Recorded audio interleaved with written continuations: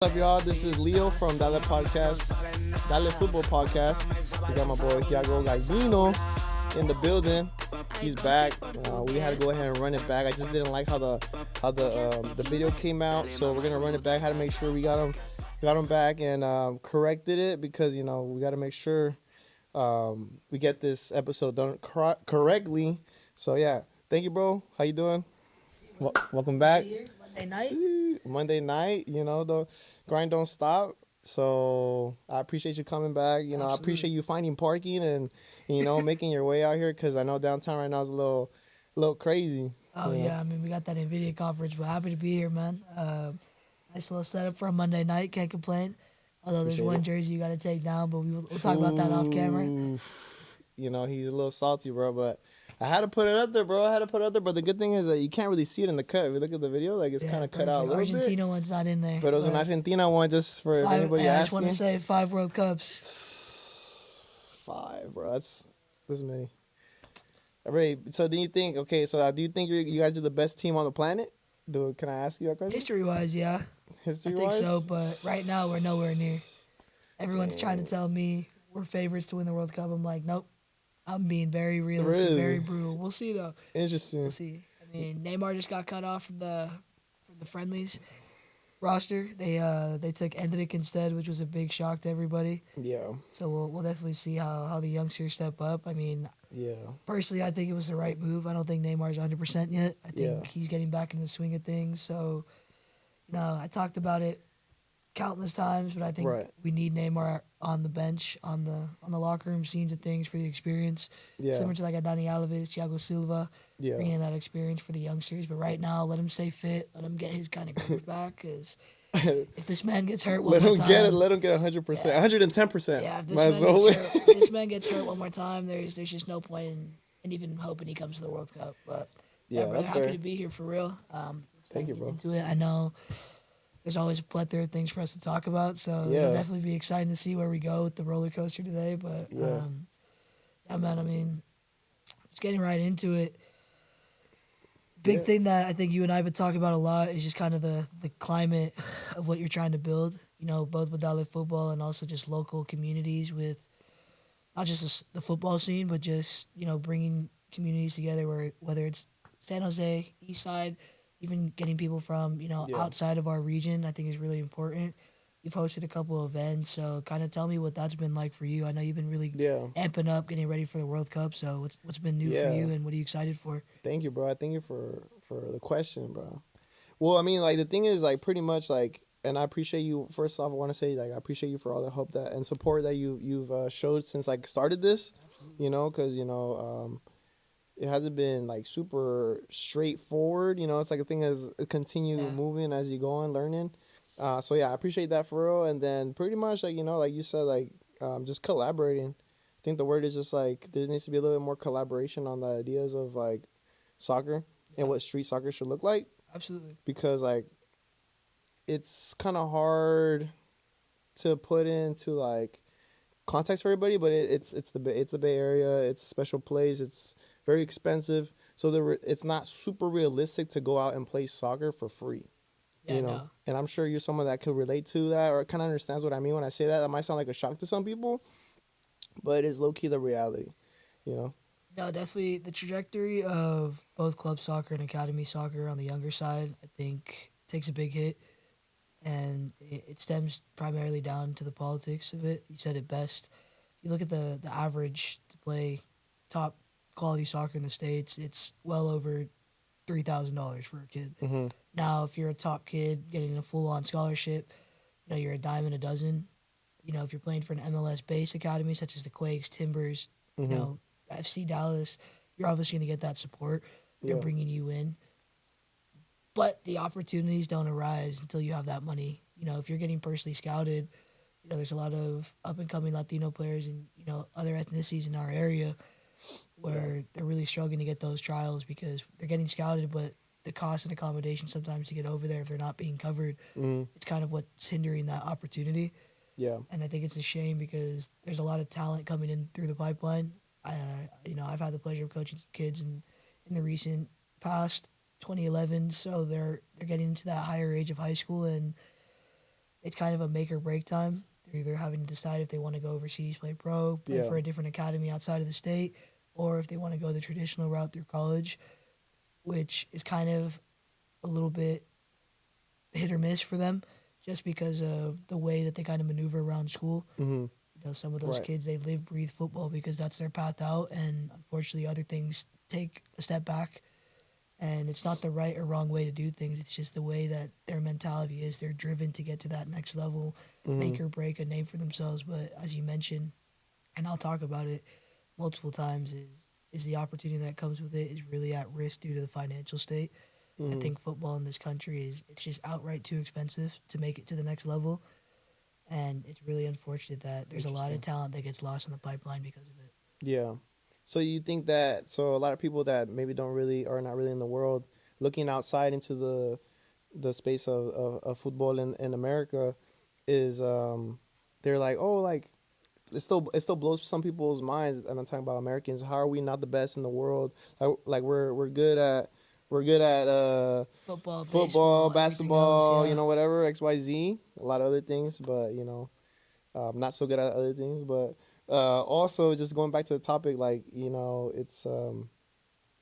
it's it's because of that. There's opportunities that are limited because everything you have to pay for. In Europe, they'll go ahead and have you go play for free if you get scouted, right? So yeah, I think that kind of helps. I mean, USA I think is a little bit behind in terms of like the globe what of soccer is, yeah, that everybody knows that. So I think it's just that piece of like we're still building our system. They're still building. I think I seen something about San Diego.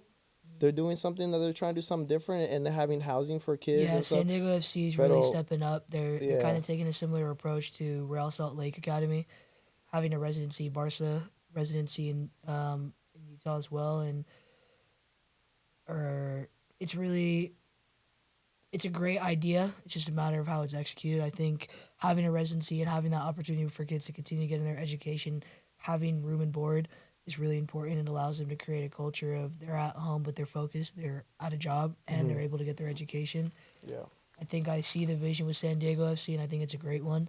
yeah, I think the definitely, ideology, if executed well, would create a lot more opportunity, especially for the talent pool that's in the SoCal region. right.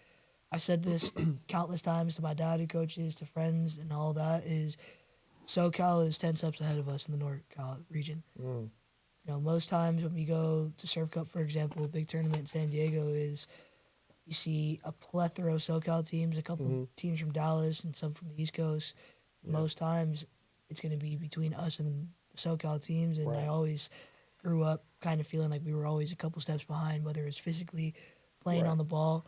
Really, I think what comes down to it too is the culture that's bred out there. hmm You touched point on a really good note that any other country looking from outside to us, They might think that, yeah, right? they think, okay, these guys have so much opportunity, so much, so many different avenues to play at the highest level. But if you really think about it, it comes down to a culture thing, passion thing, as well as other sports are in the way. Every country is going to have hmm different sports as well. But if you really look at trajectory of this sport, the passion's just not here for the U.S. yet. I think it's building. I think they're going in the right direction with the federation and the people they're bringing on. hmm Pochettino is a really big signing for them as a coach. Started off rocky. Now he's getting a lineup patched together, involving some youth that have recently moved on to Europe or on the way to Europe. I think that's a great pathway. But again, you are correct. I think really it comes down to what's the culture like. Soccer is never going to be a number one priority in the States. It's never going to be. There's too many other bigger sports. They bring a lot more money, a lot more revenue generation. mm, However, necessary steps can be taken to grow it. And I think it all has to start with not losing diverse talent at a young age. hmm There's a couple kids right now who are on the fence between choosing Mexico or U.S.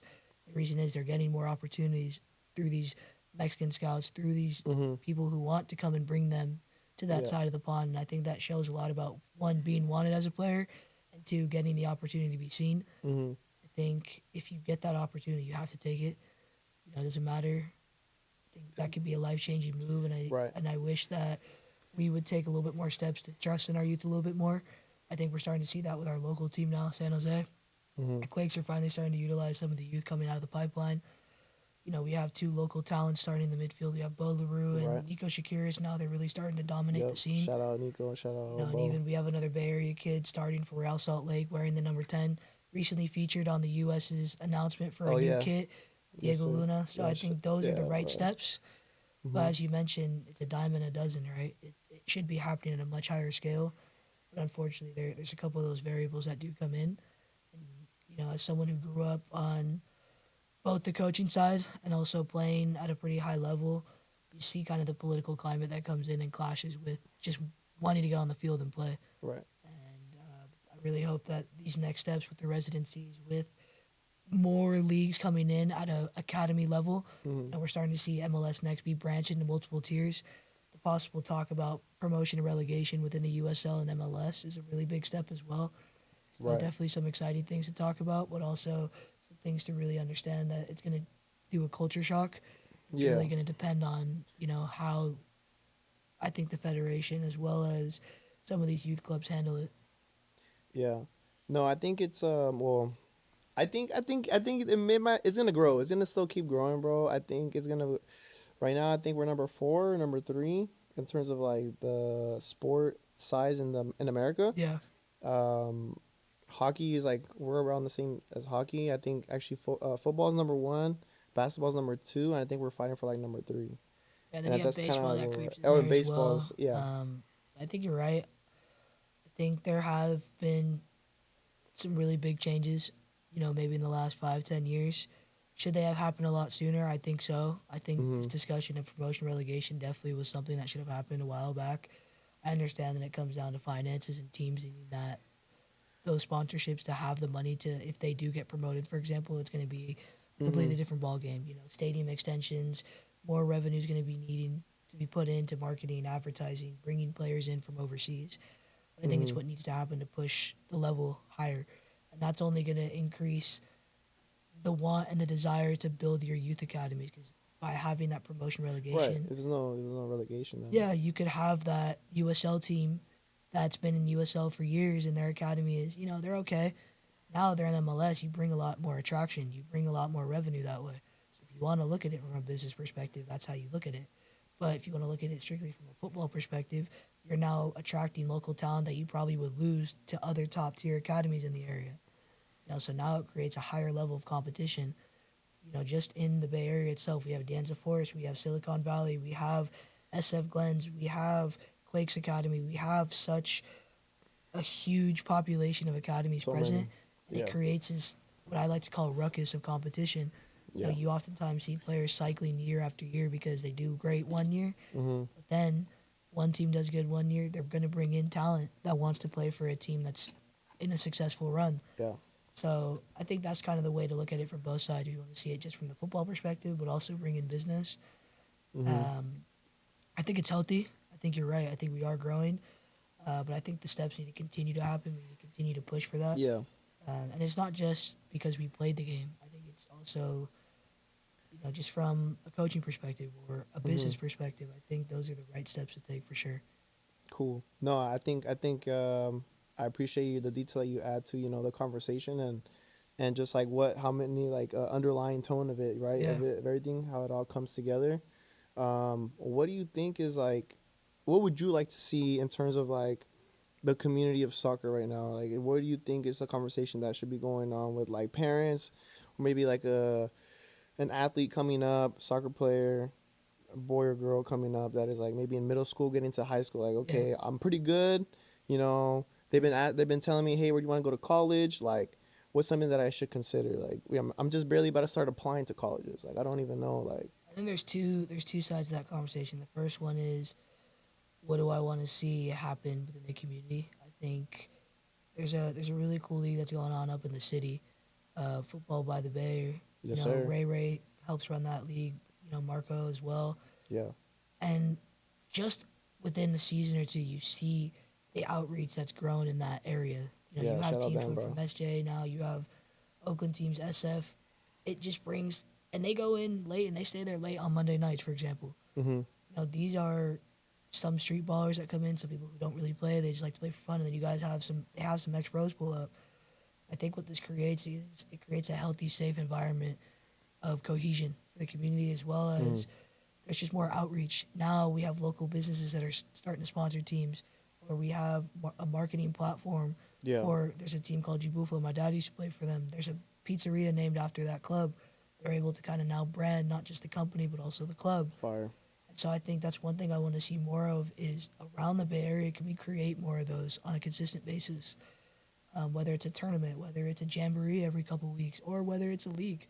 I think it's really important, especially for some of those people that either got outcasted in college or they wanted to go pro, they didn't quite make it. They're too busy coaching during the week, so there's something on the weekends. Yeah. There's just more avenues now for a lot of people to play, and that's my first part of that conversation because I think it creates more of a really beautiful cohesion with not just locals who want to play, but outsiders coming in and wanting to intermingle with that community. Something that I really, enjoy that Oakland Roots prides himself on is creating a team for the community, for the city. Yeah. And I think that's really important is can you create that environment that's almost unbreakable, right? You bring a home crowd that you hate to go play against. Like I look at the schedule Right. and I'm like, dude, I have to go here and I have to play against these group of fans and ultras, and the home field advantage is really tough to break. So that's definitely something I want to see more of, and I think we are going in that direction with a lot of local creators that we have here on social media, and also some guys that we had the pleasure of playing with or against. Second part to that conversation when it comes to the parents and the kids, and this is where I was kind of at with some of the kids that I just recently coached, is one, be realistic with yourself. I think it's a very hard thing to do as a young boy or girl. I think it's really hard to Right, of course. to identify what it is you want to do versus the outside noise. Take a second, analyze yourself. I'm a big advocate for watching film. I did it for myself a lot, and some of the kids that I coach, they asked me, "Can you break down film me?" Sure. What this I think does, it's going to allow you to see, where you really are at. When sometimes I could think I'm playing the best game, Yeah. but there's little things that get broken down and lost in translation that would make a big difference to a scout or to the next level. So I would tell these parents, and I wish that I was told this too at one point, what do you really want as a kid? Yes, soccer's great, but there's a life outside of football. If you see a path that's opening for you, absolutely go for it. If you have college scouts reaching out to you, don't ignore that. Entertain it, explore it. Yeah. If you have a potential professional route, explore it, especially if you have the means to do it. Yeah. Now, if you're kind of forcing yourself to take that route because it's what other people are telling you, or just because it was once upon a time a dream that you had, that's where I think that realistic mindset has to come in. And as a coach, you have a responsibility to kind of buffer your kids in that direction. I love every kid that I coach, but there are going to be times where you have to sit with them and be like, hey, it's just not the route for you. You're just not at that level. You're a great player at X, Y, and Z, but when it comes to the next level, higher speed, more physicality, it's going to be really tough. Yeah. And unfortunately, sometimes that rude awakening is what drives these kids away from the sport. And it's really unfortunate because they still have a couple years during high school to play, Right. and I think it also comes back to what you were saying. It's the economical standpoint as well. Are you just playing at that high level now, spending thousands of dollars every season for a what if, or is there really a route that's opening up for you?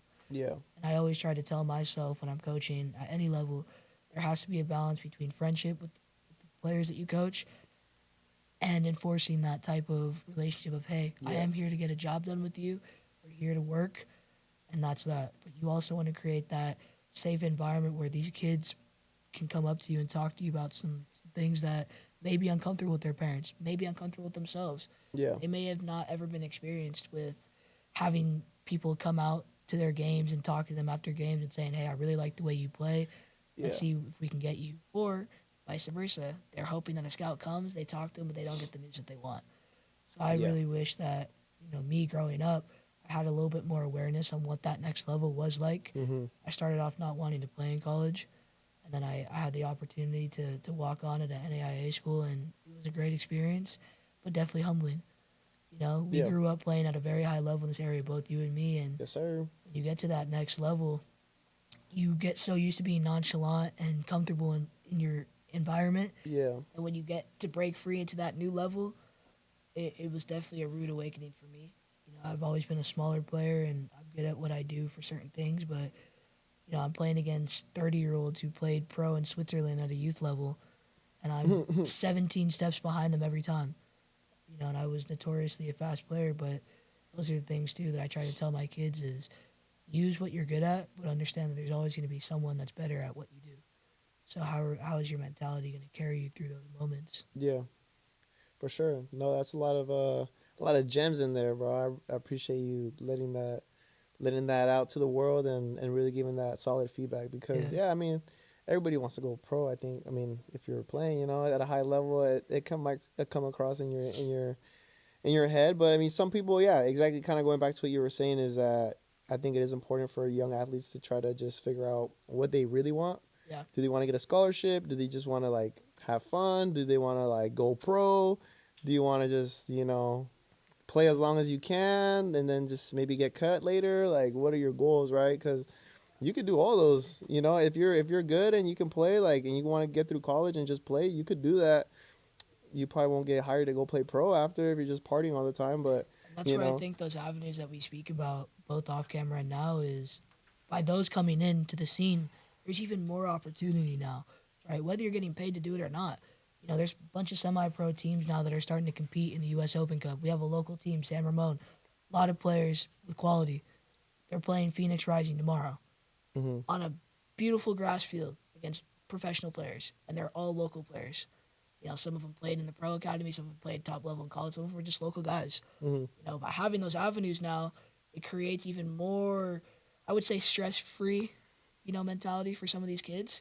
hmm And that's something that I want to advocate for too. Is anytime I'm coaching, some up and coming players, is hey, there's more than one route, like to be successful. yeah. I never had that ideology of going pro past like 10 years old. I was realistic, but Oh. I've had the pleasure of playing 2 U.S. Open Yeah. Cup games. I've played, you know, in a futsal national team camp. Like there's avenues, and like I said, Yeah. whether there's money attached to it or not, there's gonna always be a route that if you choose to explore it, it's gonna be available to you. And with all these different, community events, leagues, Yeah. semi-pro opportunities, even now the futsal national team as well as the beach national team are Yes, fully sir. funded by Shout the out the beach. Shout federation. out all the beach Beach and soccer, futsal, man, bro. it took a God, long and time, and that was futsal. something that was also very frustrating. Is they're pro athletes just like the national team. They weren't getting paid for a very long time, and now they're having a Yeah. full headquarters built in Atlanta, beach, futsal, everything. So Nice now those avenues are even more expanded because now they're having actual funding coming into these programs. facilities. So that's something that again, Yeah. to kind of follow up on your last question and adding now is I wish that we have more people advocating for more than just one route. Yes, college is great. I think it's a wonderful thing to go to school and get your degree. But there's Right. also not just a linear path. There's so many different avenues. hmm You can study abroad and play. You can Yeah. get your degree online and play if that's something you choose to do. Or, hey, there's club soccer in college, which is basically like an academy level, which I wish I would have known going into school. I hmm didn't do my research. And, Yeah. I think sometimes when you played at a high level and you're now not playing at college, you think you failed or you think that you're no longer the type of player that you know that you can be. And it can be a little scary sometimes to step into that unknown. Yeah. I know you and I have talked about this. Something that I struggled with personally was I didn't know what was next after high school. When I didn't Yeah. originally go into college playing on the team, Yeah. I was really lost. I was like, okay, I don't know what to do. Like, I have all this Yeah. free time. I'm so Yeah. used to training 3, 4 times a Yeah. day. What do I do? How do I fill in this free time after class? Yeah. And I started playing locally at the sports house in Redwood City, little indoor. And then I stayed fit and I had the opportunity to walk on in the spring, and that's what I did. But it can be a dark time, and I Yeah. want to tell anybody who's out there and also the kids that I coach that it's going to take some uncomfortable conversations with yourself. Yeah. It's very humbling Yeah. in the best ways and sometimes the darkest ways. And I really had to sit with myself and ask, what do I want? Do I want to keep playing? If so, I got to get fit. If I don't want to Correct. play, I can keep playing for fun, Correct. maybe go work, make some money. But Straight up. I chose to kind of make the most of my time in college and school. Other people, I said, if they have that opportunity to skip that step and go Yeah. pro, there's there's plenty of time to get your degree done. Right. And that's what I Hundred wish was, percent. was spoken to us more maybe as a kid was there's so many opportunities outside of just going to a 4 year. Yeah. Correct. Yeah. Well, let's underline that real quick for everybody watching right now, and I appreciate you again, once again, bro. Like bringing this up. There's yes, go to school, but there's other ways to keep balling. I think now it is a little bit easier. Like we were saying, there's Yeah, opportunities, and then now it, I think when we are kind of coming up, or maybe we just weren't informed, yeah. So just please stay informed. There's a lot of information out there. Like you can take so many routes. So it's No, definitely. I I wish that states in something that we could have tied together with that first question of kind of what's disconnected in the country with the sport for mm, us is that I think there's too linear of a path, too linear of you have to do this to get here to mm-hmm. get there, right? There's no, I can maybe try this first, go try this academy, come Yeah, back, and go to school. I think that linear ideology sometimes really gets some of these players lost and also hopeless. I think, notoriously, us being Latinos, we have a lot of Latinos, we have a lot of, you know, I would say diverse cultures that they're just notoriously not focused on school. yeah, They're just trying to make it out, they're trying to make their yeah, money, or they're trying to find a way out for their family or for themselves. yeah, And hundred I percent. think sometimes it can get scary when you know personally, that school may not be your skill set, and there's nothing Right. wrong with that.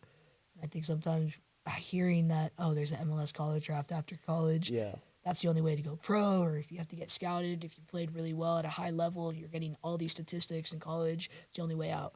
Versus, there's other pathways to get looked at, yeah. and it's really unfortunate that that ideology of having to go to school is what kills a lot of these players' dreams. Yeah, I seen it with some of my good friends just growing up.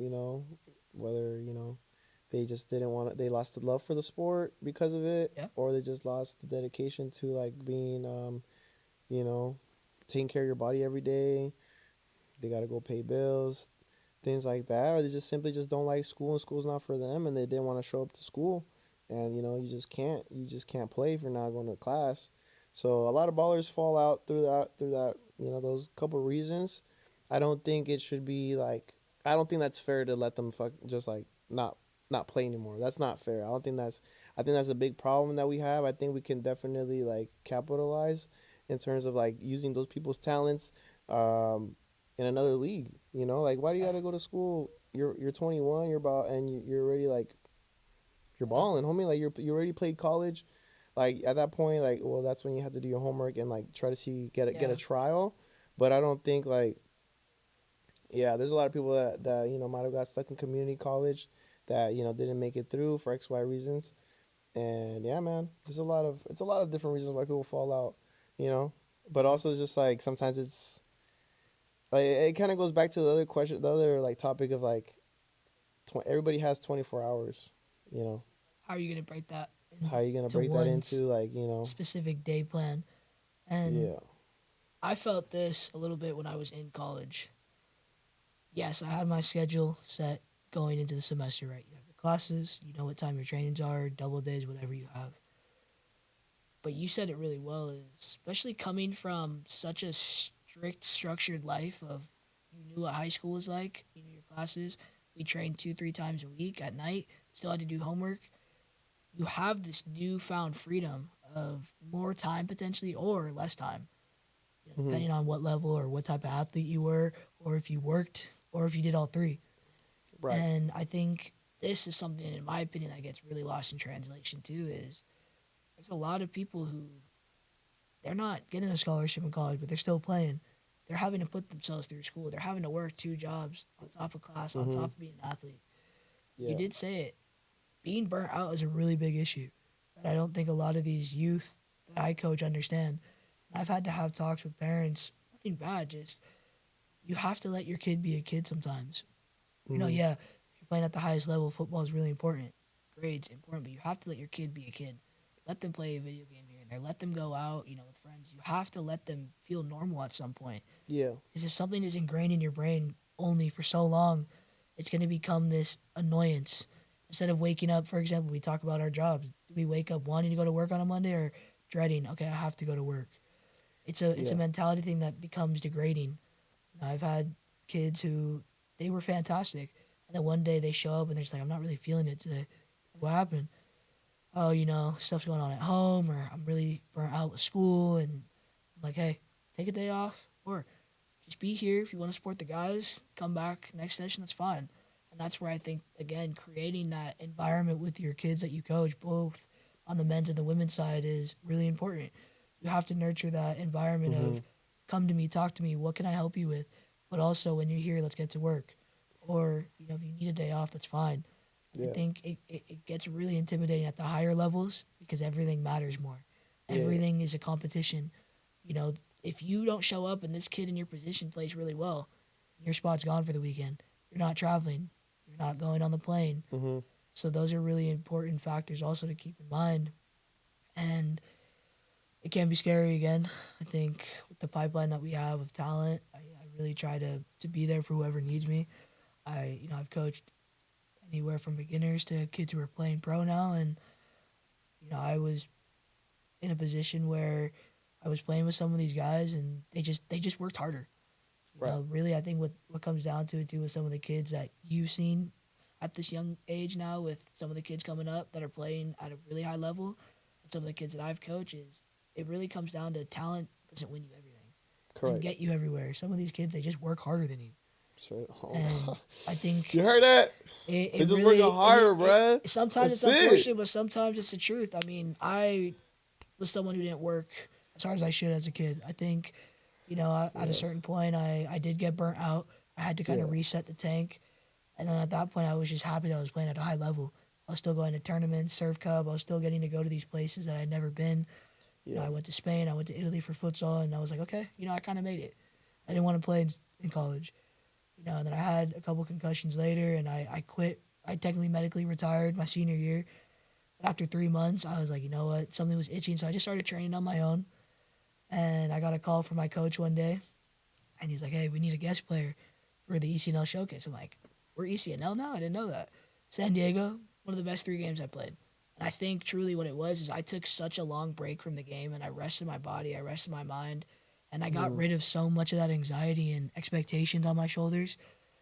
And sometimes I wish that some of these kids could just have a reset button. They in a single season, they're going to Portland, they're going to Seattle, they're going up and down the West Coast. Yeah. And sometimes they're just tired. Like they love what they do, but they're not having a social life, or school gets in the way. And I think sometimes they just need a reset. It's a lot, bro. I mean, I started traveling a little bit more for work, and I'm not even going out of California, and that gets kind of annoying. Yeah. And the place you got to work, you got to worry about personal things and then stuff like that. And then I can imagine as a high schooler, in college, like it's not. You get burnt out, like you said. I just think the expectations are getting higher and higher every year, right? I hate to bring it up, but social media makes it really hard for some of these kids. They see what they think they should be versus what they should try to be for themselves. We could talk about that too. We could talk about that too.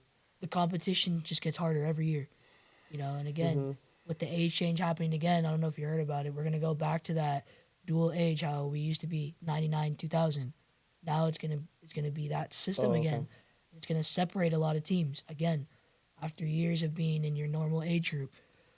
And I remember when that transition happened for me, it screwed our team. We had just gotten chemistry from being a 99-00 team. Yeah. We were doing phenomenal, then we had to adjust. It can flip the whole dynamic. It's going to really come down, like I said, the competition, who's going to work harder, who's going to have that mentality of, okay, I'm already top of my age group. I'm comfortable where I'm at. I know what I can do. But there's going to be a kid maybe younger than you who's ready to come take a spot. And again, I think you're going to see a lot of, and it's not just in the club soccer scene. You're going to see it a lot with the pros as well. Some of these kids who are getting ready to go to a youth academy for a pro team, some of that could be hindered now. You don't know. I don't know it, but I'm just kind of foreseeing the future here. There's going to be a huge shift in the club soccer scene, both academy and just normal club. It's both exciting, but it's also going to be very, very interesting.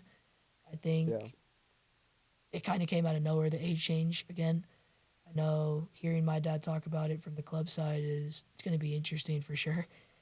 You work with a team for 3, 4, 5 years to gain chemistry. Just like that, half your team's gone. Yeah. You're kind of resetting all over again. Or coaching and staffing changes happen now to keep kind of some kids on the same level. Yeah. So I definitely think what you said is correct. I think we need to be cognizant of both the players' mentalities, but also they have a life outside of soccer. Just like we have a life outside of school, a life outside of work, That balance is really important. And I'm all for advocating to work extra hours, train on your own outside of your normal training session, do what you have to do, but just don't fail to be a kid. Enjoy life, enjoy life a little Right. bit. Yeah. There's Don't be too hard on yourself, bro. yeah, if you didn't score today, you didn't score today. Yeah. If there was a scout there for you and you played well, great. If you didn't have the best game, there's always going to be someone else to come watch. It's gonna pan It's out. really about It's how gonna you pan bounce out. back from those. Especially at that young age, man. Like if you're under 18 and you're going crazy hard on yourself, like most likely, like okay, maybe you lost an opportunity, but it's not gonna. I don't think you're gonna get too many negative like I never believe that there's only one transgressions door on that. for anybody. Say what? I never believe there's only one door for anybody. So if Yeah. that one door closes, there's going to be another door that opens. It's Correct. also your Correct. mentality, right? Yeah. You're going to bounce back, and like you just said, or you're going to let that one opportunity mess with you the whole time. Yeah. I try to give my kids the 24-hour rule, right? Anybody that I coach, kids, the women's. We lost, we tied, we won, but we didn't play well. Okay, think about it. You have 24 hours, think about it, and then we move on. Yeah, it's over.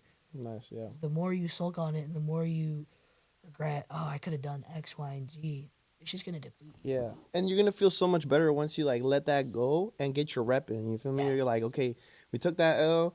Boom, ya pasó. What happened? Okay. All right, how are we gonna fix it? Like let's talk about how we're gonna improve. Like, I remember when I have bad games, fuck. It is what it is. Thankfully my dad wasn't too hard on me sometimes. My coaches weren't too bad on me. So I was like, you know what, let's lock in. You gotta run a little bit more. You seem like you're a little out of shape. I gotta work on my cut a little bit more. I gotta work on my my running behind the line, maybe stuff like that. Like making little notes, and it is what it is. Most likely, if you guys lost the game, like for me, I always thought like if we lost the game, we lost the game. Like, I mean, if I scored an own goal or if I gave the bad pass, then I'll be like, okay, that was on me. It's a little bit But if different. we took an L, we took an I've L, scored bro. 2 own goals in my life. I'm blaming my goalkeeper. I'm blaming my defense. I'm blaming my forwards. Hey, I'm at blame too, So whatever, I think that's really important too. Is you just touched a really good point. Is the mentality of things, right? Mm-hmm. I was that type of player where I really did I hate losing, and I would let those things get to me. But then as I got older, I started to understand that there's a reason why we lost, right? I got to break down the film. I got to understand, even when I thought that I played really well and we lost, right? Something I did clearly wasn't working. Yeah. Because if one of us is losing, all of us are losing. Yeah. So, I wanted to ask you this. You touched point on mentality a lot today. Mm-hmm. You and I, we've both been injured. We both had our fair share. What do you feel, both from a personal perspective and also what would you tell some of these youngins coming up with the community events that you host or some of the kids that you've had the pleasure to watch both in the academy level, at the Plex, wherever? Mm-hmm. What is it like, and how would you advocate for bouncing back from like a major injury, especially ones that are right there on the cusp of going pro, or maybe they got injured right when they were about to sign? Yeah. What is some of that advice that you feel like some of these people and some of these really talented players should hear? Yeah. Thank you for the question, bro, and I appreciate the opportunity to answer this. I think pretty much like it's not easy. It's not gonna be easy. I think I knocking on wood, I haven't broken any major bone in my life playing soccer. Gracias a Dios, I've taken care of my body. I try to be safe when I play. So I can't say that I've been in that situation like 100%. My dad has had surgeries with soccer, and I had a lot of close friends and a lot of people that, had injuries, grow up playing soccer.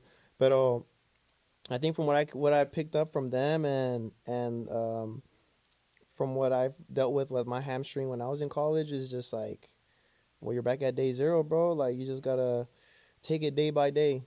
It really is a real thing. Like, taking it day by day. Next thing you know, days turn into weeks. Weeks turn into a month, and then you get through it. You listen to your trainers. Take care of your body. Drink your water, and just trust the process.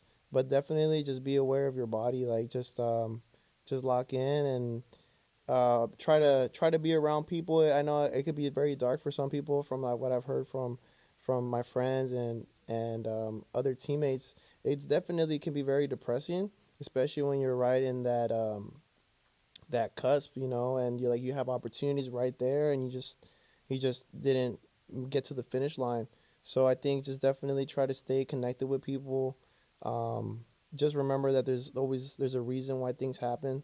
there's always a reason, whether you know it in the moment or not. Like, I don't know if whatever you believe in, like there's a purpose why that happened. I Believe think that. surrounding yourself with the right people is a big one too. Yeah.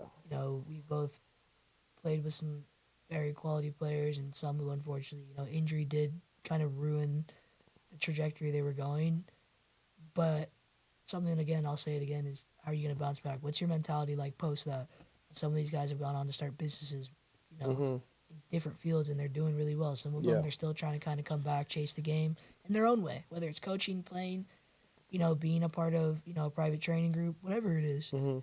I think it's really important to understand that, yes, an injury could be career ending, in quotes, Definitely. but it doesn't mean that you can't still live within the sport. It doesn't mean that you can't still advocate what once was going to be on the field, off the field.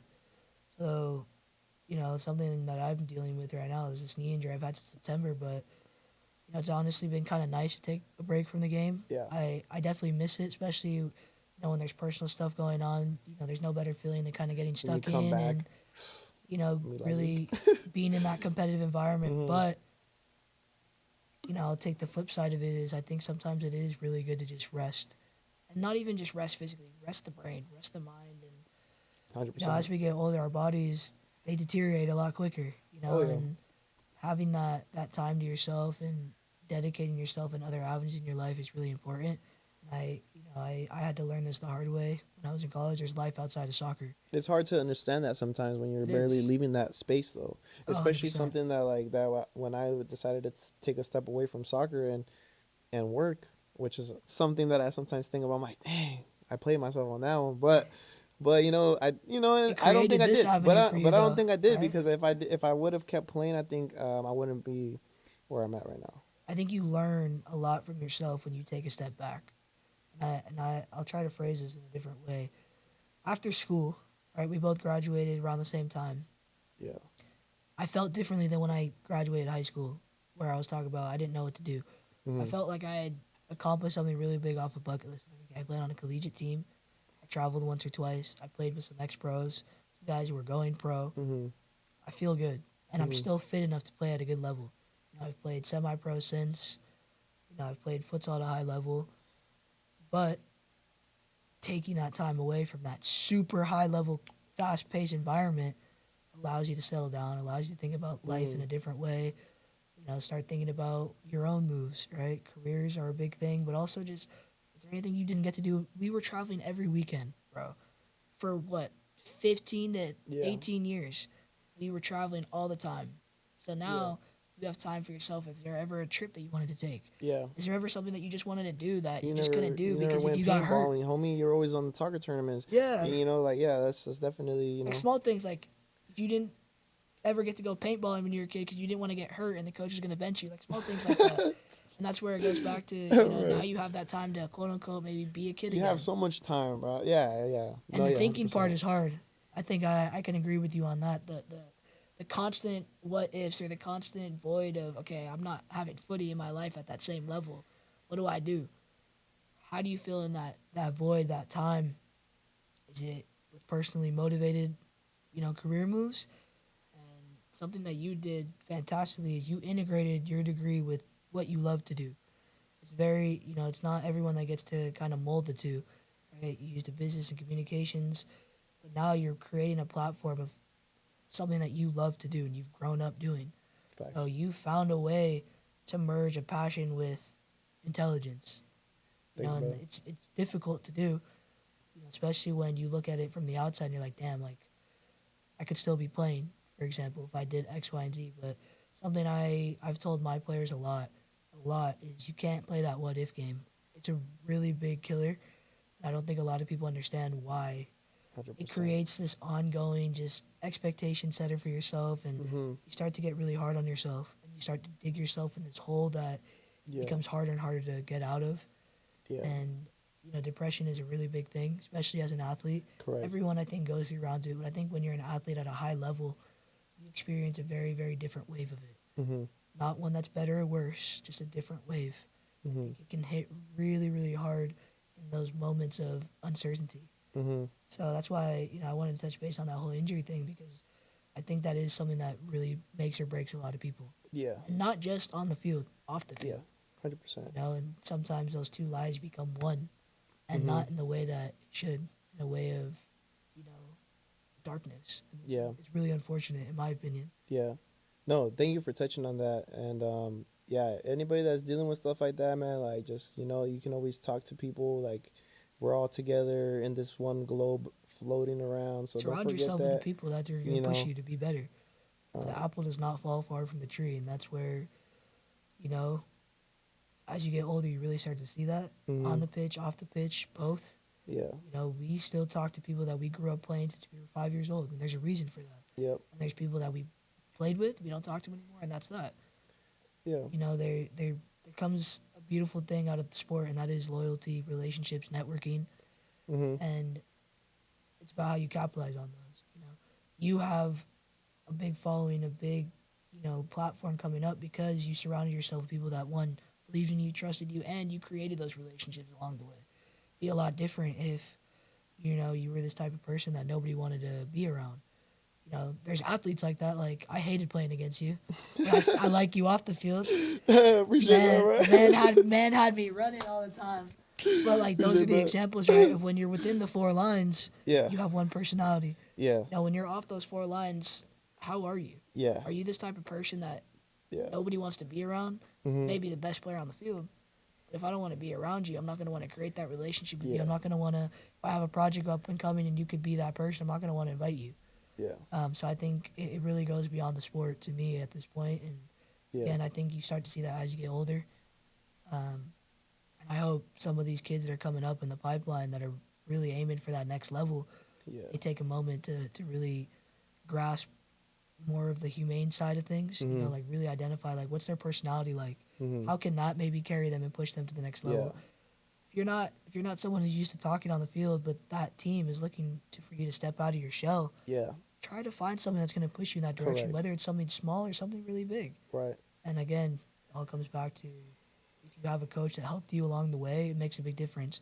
If you always felt like you had to be this really shy kid or someone who couldn't open up or speak up, mhm. I think it becomes a lot more difficult. Yeah. No, yeah. Super, super crazy on the gems right now, bro. Like you're going in right now. I think what I'm just kind of like thinking right now as you're talking is like, yeah, definitely have that confidence as a player to like, sometimes you need you to step up. And there's times when I feel like maybe I should have stepped up, but I didn't. And then, it's something that like in soccer you have to have that confidence, right? Yeah, So it's something that absolutely. you build, definitely something that translates off the field, not in the same way, but like it's something that you learn how to develop. Yeah, And again, like I appreciate you bringing up the different personality that I have on the field versus off the field. yeah, I would like to say, it's a little bit different. I could definitely be, I'm going if as I'm playing, like I'm playing to win. Like it's no hard feelings, I'm talking my shit, yeah. but You be going to break people's legs, but man. I don't go breaking no legs, man. Like everybody's still like cool people. I like to Yeah, play. I'm not here to make enemies off the field. Like having a good time, bro. Like I'm getting older now. They call me almost unk status. My sisters call me old as hell. I'm like, bro, what? I'm 27, though. Like, but yeah, man. No, I appreciate you bringing in this insight. One thing that I did want to mention too is that like, well, um, with everything going on, like with sometimes kids and people they go through that hard time as you were saying, like yeah. with that. Um, do you think that it's something that isn't talked about enough as like a A factor on the field per yeah on se. the field?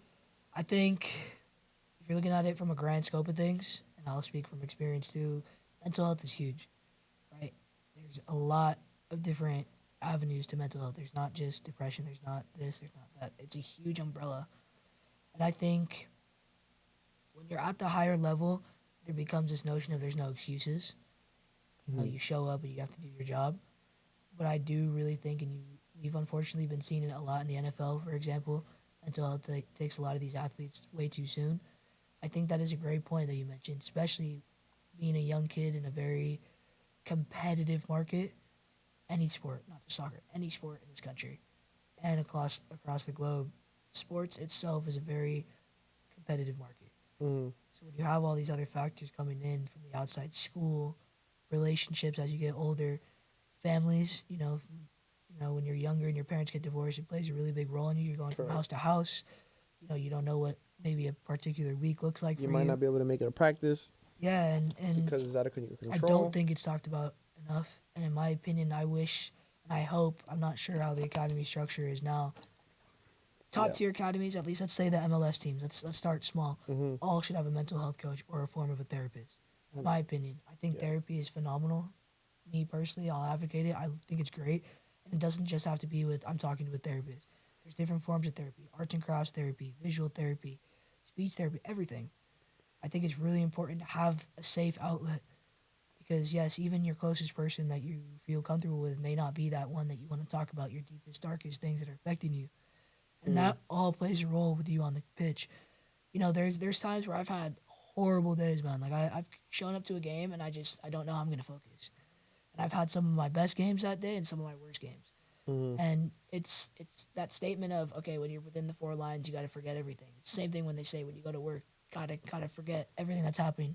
It's not easy to do, and it's too nonchalant to say that, especially for some of these younger kids. Being from different backgrounds, different cultures, right?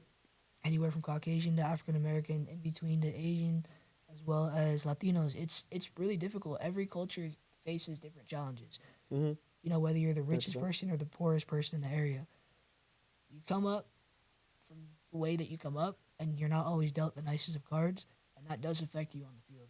And that's where, as a coach, I've had the responsibility, and you will, as a coach, have that responsibility to really you have to analyze your kids that you're coaching. You have to analyze what's their mentality like, how are they acting, how are they kind of moving on and off the ball, how are they just getting along with everybody else. There's going to be times where you have players just show up and they just give you a lot of attitude. Is the first priority to just make them run, or is it maybe try to identify what's going on? There are going to be times where you have a kid that comes and something unfortunate may have happened that day or that week. So I think it's really important as a coaching figure to step up and create that relationship of, hey, if you want to train, you're here to get the job done, get it done. But if something's affecting you, don't be afraid to bring it up, because it works the other way around too. If I'm putting my faith in you as a player to get on the field for this game, but you've had the absolute worst day and you just know that you're not going to play well, and it's going to affect everyone else around you. And then, without me knowing, I'm going to automatically assume that you just didn't show up to play. So I got to now replace you, fix what's going on in the system. But then now I get the backlash of maybe I just made that kid. We just burned 10 minutes. Yeah, maybe I just made that kid absolutely hate the sport now. So I think creating that relationship and also having that identification of outside factors, bringing that mental health into play is really important, and I really advocate for it, excuse me. And I personally myself did therapy in college. It was really helpful for me. It helped me navigate a lot of different parts of myself, why I was so frustrated when I didn't have soccer in my life, for example, or why I couldn't navigate injuries the correct way. And then also personal stuff. I think it's really, really important, and I like what I see when I, with all these kind of campaigns going on for mental health. Diego Luna, again, big advocate for one. There was a huge platform around him and how he spoke up on his mental health. He spoke up about when he moved to El Paso to play for Locomotive. He worked at a Dutch Bros. He was a professional athlete working at a Dutch Bros, and he simply said because he wanted to improve his communication skills. He was a very introverted kid. And that to step up on the national stage, now being on the national team talking about that is not easy at all. Whether you're getting paid to do it or not, it's really difficult. So to see, and I think it's going to help this younger generation see maybe some of their idols, speak about it. And I think it's really important, and I love to see stuff like that for sure. Hell yeah, man. Cool, bro. I really, like I said, once again, just want to underline, thank you for all the introspective and really detailed responses. Kind of want to change the tone a little bit to going back to what you were talking about your Brazil predictions. I know you said that they're not the solid team, but do you think they're gonna be? I think we're gonna be competitive, right? I'm trying to be realistic. If you look at the way the game's played now, the physical aspect really comes into it. some of these European teams, they're too organized, they're too aggressive. What From do a you? physical Yeah. standpoint, we have some big boys, but we're not a Colombia, we're not in England, You think Colombia is better than we're you not guys? Germany. I think Colombia is more organized right now. I think Ancelotti is finally getting things in shape, but I talked about this when we spoke last. Is there's been so much change in our midfield that's really Yeah. concerning. We have Casemiro who's in good form coming back in, helping us out, but our core is always changing. Yeah, we have the same kind of set of wingers. We are still trying to figure out who our Which I nine think you is. should change your wingers. I That's just me think thinking right now. now, if you're looking at it from a club perspective, obviously Vinny has to start. Vinny's in insane form, but Who's that? Vinicius. How about Rafinha, Hey, boy? How about Rafinha? Hey, hey, Visca hey! Barca, I'm Visca a Barca Barca. fan, bro. My bad, bro. I forgot. But I forgot who that was for a sec. you have Esteban coming into the scene, the youngster on Chelsea. He's been out with an injury, but every game he's played in, he's practically had a goal or assist. So the thing is, it's not that I don't think we're going to compete. It's also, you got to look at it. We have a lot of youngsters, too.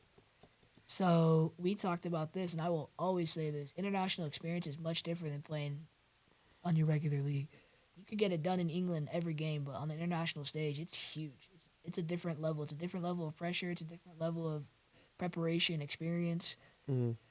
I It's the think world these stage. next I think these next two games are going to really prove. We play Croatia and France, these next friendlies. France, I hope, brings their full team and is really going to show where we're at. Ancelotti hasn't really had something too, like, he's had a couple, You think qualifiers. France is gonna win then? I don't think France is going to win it. I Yeah. just think that's going to be a big test for us. Yeah. My honest opinions on top three, if we're talking prediction wise right Yeah. now, I think England, unfortunately, is up there. Unfortunately. Okay, well. Man, my friend keeps thinking she has this theory that they're coming home because of the date this year, and I'm like, you know what? Shout out to England I fans. They hope I always hope they you guys always get out in the talking, group bro. stage. It's not coming home, all right? I think Spain. Spain is just I like Spain. cohesive. I like Spain. The way they play. Now they looked good in the qualifiers. Let's see how they do on the big stage, right? You know, Yeah. you have our Barca golden boy who's looking unreal right now. So it's a little scary to see him in form going into the World Cup. Hope he's 100% And happy. I think that third spot for top three is really going to fluctuate. I think it's really going to depend on injuries coming into the tournament. It's Yeah. depend on current club form. I think it's a toss up between. I think we can be a favorite there as a top three. I think Argentina, you can never outlook them just based off their organization and their grit. Colombia, honestly, and then I think you're gonna have some underdogs coming up. I think there's gonna be underdogs. I think Norway is really gonna shock a lot of people. Really? Genuinely, I think Scotland looked phenomenal in the World Cup qualifiers. Scotland, shout out my Scotland people. You have Scottish. you have the mainstreams, France, Germany. They're always gonna be competitive. Yeah. But what I really enjoy about this World Cup, despite it being incredibly expensive and impossible to go to games, Right. I think the expansion of teams was really, really interesting to see. I think it allows some of those smaller countries who they have quality. Like you would have never seen Holland in a World Cup until this year, if Who? that didn't happen. You Right? said who? Holland from Norway, from Man City, you would have never seen a guy like that. Oh yeah, that's true. On the big stage, and I used to always say, So they "Man, said it Holland, sucks." like Holland, Yeah. like Oh, like no. they meant Holland, like the like. Yeah, no, like- Netherlands. Those smaller countries Yeah. now they're getting the chance to make a name for themselves. I think one, it's really important for. Think about it this way: some of these younger players who play in those local leagues, right? There's a couple guys on Norway's team who play on a local team in Norway. They're now going to get looked at by some of the biggest teams. Correct. It's a platform for them. And if you're thinking about it from a business perspective, right? Mhm. It's like when we get to market and advertise on really big platforms for our small businesses. Mhm. You're now getting from 1 follower a day, 5 to Mhm. 20, 50, 100 new followers. Yeah. That makes a huge difference for your stock as a player and just for your opportunities. Yeah. You have your kid from Mexico, Moda. Another kid who's projected to go to Europe. Mhm. Hopefully he can come back from his injury and really do well at the World Cup because that's a kid that should be out of Mexico easily. Yeah, he's really talented. Kind of want to go back real quick. You said you were mentioning brands, like brands, like in Yeah. terms of like, and I kind of want to just kind of pause the conversation real quick to go back to that. Kind of turning the conversation. What are some soccer brands that you think that are like coming up in the Bay Area or people that are working in this space that you think you want to highlight or you would want to highlight like right now? Just kind of, I know we've been talking for a minute now, but I just kind of want to change the position to like any businesses, any people that we can just go ahead and shout out real No, quick? absolutely. I think it's really important, and I love that we have the time and the ability to stop and talk about them. You know, we have local clothing brands.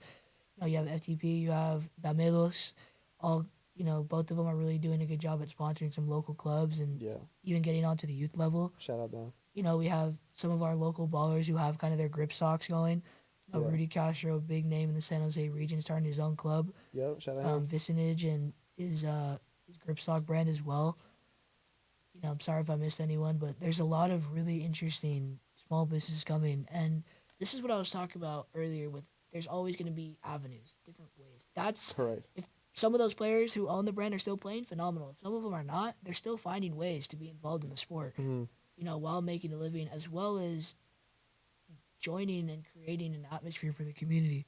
You know, now you have local businesses, HBK, Miguel Medina, creating a fantastic club. You know, he's having a U20 team now. He has a pro women's futsal team, a pro men's team, Mm-hmm. and he's always a name in any local tournament now. Why? Yes, Because sir. people love what he's doing with the club. You know, you have our local trainers too who do private sessions, right? You have anywhere from Golden Boot in Oakland area. You know, you have Bay Area Footy. You know, you have Footy Academy, Shout out. and then you have, you know, TTP with Ping, and it's a beautiful thing to see because, you know, I've been involved with some of those clubs and I'm still involved, and it's really important to highlight these little businesses because it's not just something that somebody woke up and wanted to do one day for fun. It's something that people really want to make a name for themselves. They Yeah. want to make it out and start a family, for example. They want to create a club out of it. Mm-hmm.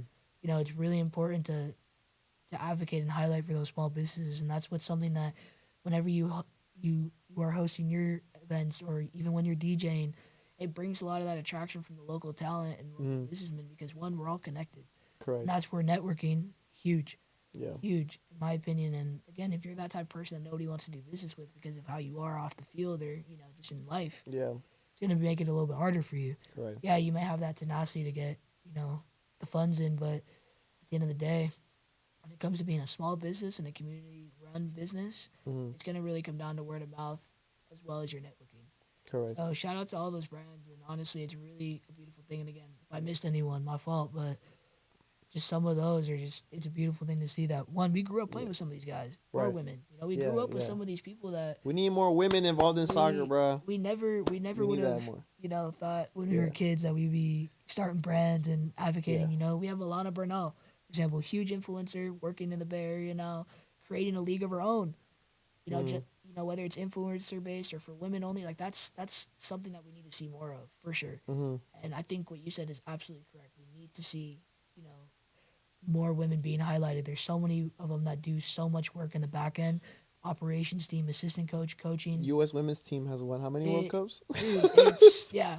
We don't even need to talk about that. That's a whole Hey, different. we don't. Hey, That don't pause. hurt. Stop That the don't hurt. video. That don't hurt too many feelings because the women should be getting a lot more respect on that. Y'all not ready to talk about it, but we could talk about it. And you know, even you talked about local brands. What about local spots? You know, we had unfortunately one of our local gems during COVID get taken away off the wall, but that was a place that was a Yeah. safe haven for a lot of people.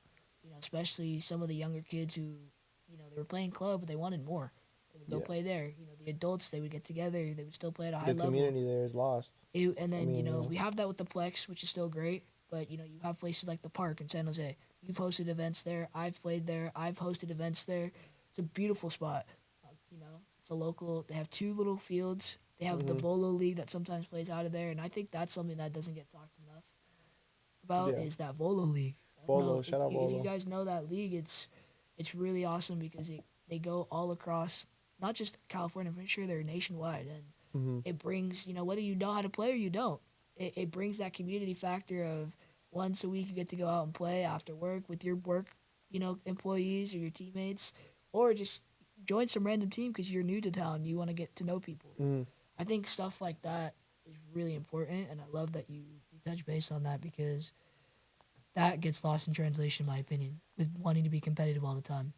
Yeah. It's just taking a step back. Yeah. No. No. Thank you for giving those answers and shouting out all those people, bro. Because yeah, definitely. You know, I know exactly. I know all those people that you mentioned.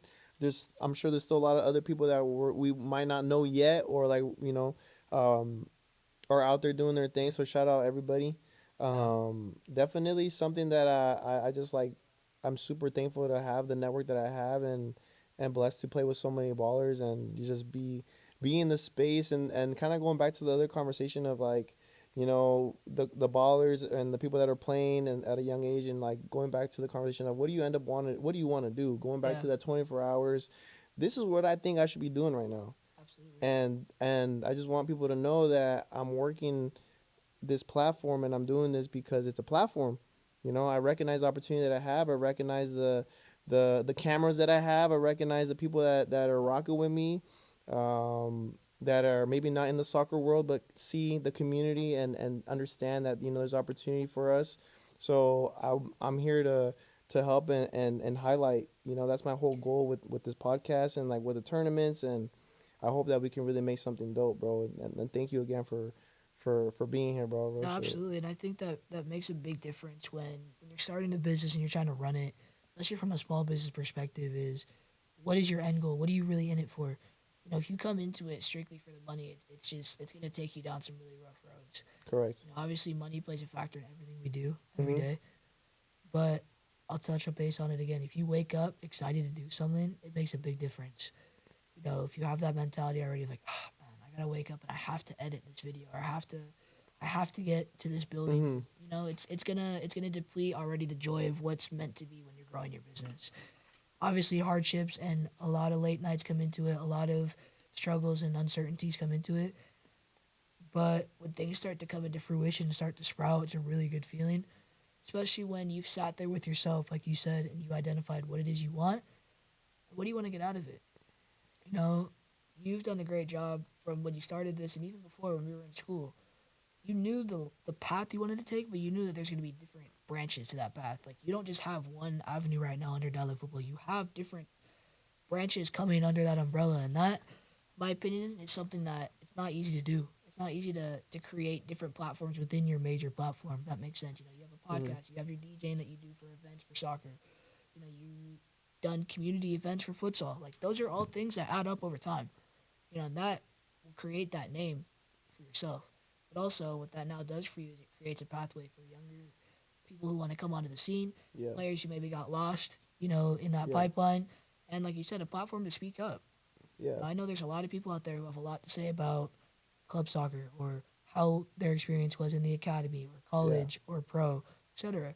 Yeah. And everybody's word and voice is It's all valid. valid, and it's all a beautiful thing to listen to. It's just about having that comfortability of having a platform that you can go to do that. Mm-hmm. I didn't play anywhere extravagant, but I played at a good level. But I feel like I've been in so many different scenes within the football world that there's a lot to speak about. And it's really exciting to see some of these things that are coming, to unfold, especially with the World Cup coming back on home turf. It's, again, is it unfortunate that the political standpoint of the World Cup is tough? Yeah. But Definitely. let's talk about the positives for a second, coming from a business perspective. Both going to school for business and having our own businesses. It's going to create revenue in the area. It's going to create opportunities to market our business. It's going to create block parties, watch parties. So much attention in downtown. It's going to create those platforms that if you capitalize, it could really trajectory you in a very, very positive direction. Mm-hmm. So, yes, there's a lot of negativity that comes with it, traffic, Yeah. a lot of ruckus, but you can capitalize on all that, and you can really use Mm-hmm. that to your advantage. And like you said, branding, marketing, all big parts of it. But it's going to come down to, again, what you want as a business owner, how you choose to use that, Mm-hmm. and who you know in the space. Unfortunately, networking is going to come down to it. Networking is business. So I mean, yeah. But no, man. Thank you once again. I think I'll just go ahead and wrap it up, bro. Thank you You again got to for tell me your prediction, though, before we head for out what for the World Cup. the World I gave Cup. you my top three, so you got to give me yours. And let's keep My it top realistic, three, bro. I know bro. you got that nice jersey behind you, but Bro, don't this tell me right now is- that Mexico winning the World Cup, right? Although Look, that bro. kid, Look, that look, kid is look, nice. look. All right, give me your This top three. jersey, number one. This jersey was never even used. That's crazy because we took a L, and I don't forget it. That's why I keep it. That's why I have it. Shout out. This is my brother's. He sold it to me after they lost, so that's why I have it Dang, now. you got finessed by your own So brother. he's charged me like $30, but it's all good. I still got love for him. But All right, give me this top three. Let's top hear it, Leo. three. Obviously Mexico, but he said he can't have to be realistic, so I'll put him as number 4. I'll go ahead and put number 1. Yeah, I'm gonna stick with Spain still. Spain, okay. Stick with Spain still. France number 2, just because. And I'm only putting France number 2 because I like Spain more. Mbappe's gonna come back, bro. Like I was talking to my boy. He was saying they're coming back for blood, bro. Like bro. Mbappe's gonna have a chip on. Has a chip on his shoulder. I mean, I don't know if he's the same exact player he was at that time. I think he's still a great player. I think obviously Dembele had a great season or year last year. To see that it was not at Barca, but still. Yeah, it wasn't at Barca, but and plus they have a stacked lineup, so I just can't leave them out. And then number 3, I say Brazil, but I think there's somebody that I'm missing, bro. No disrespect. I just think South America in itself has 3 or 4 countries that are going to really cause problems. I think Argentina, Colombia, Ecuador is strong defensively, and obviously us. We're on this side of the hemisphere, bro. So this is our weather. This is our temperature. Like this is our altitude. So now mucha gente, the Europeans gonna come. We talked about that home field advantage. Yeah, the home field advantage is gonna be present. Trust me. Everybody here is gonna root for the Americas. You saw it in the summer with some of those international teams coming. They were complaining about 80-degree weather. Come on. Yeah, my bro. You go play in Las Vegas in 110 degrees, and they're tripping about some. But we have to go play in the snow. Come on, bro. But no, man. I mean, this was a pleasure. I think there's obviously more to be said, and it's never easy to wrap everything into one. So I appreciate just bouncing back and forth, and I think it's going to be really exciting to see what kind of happens in the next couple months. Not just with your business, but a lot of our friends who have their local businesses.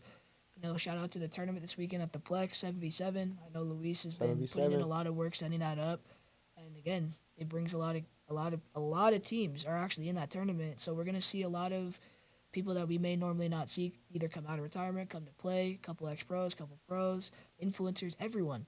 And that's the beautiful thing about the sport now that it's growing is there's people from all walks of life.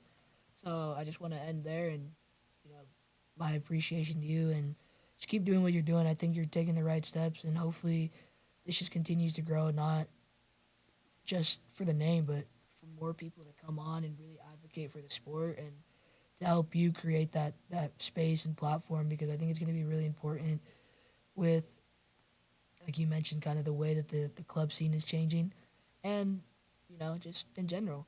I think the sport itself is taking a lot of very, very interesting, maneuvers. So it'll definitely be a roller coaster to see for sure. Yes, sir. Yeah. All right, y'all. This is the boy Hyago, football enthusiast, brasilero, just a good overall great guy. Thank you again, bro, for your time. Absolutely, man. I appreciate you having me. Yes, sir. Let's go. Peace out, y'all. Y'all be safe. Later.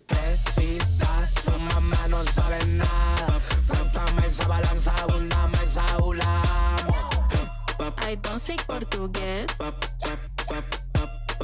Can't speak English. Dale mamá con tu tacat.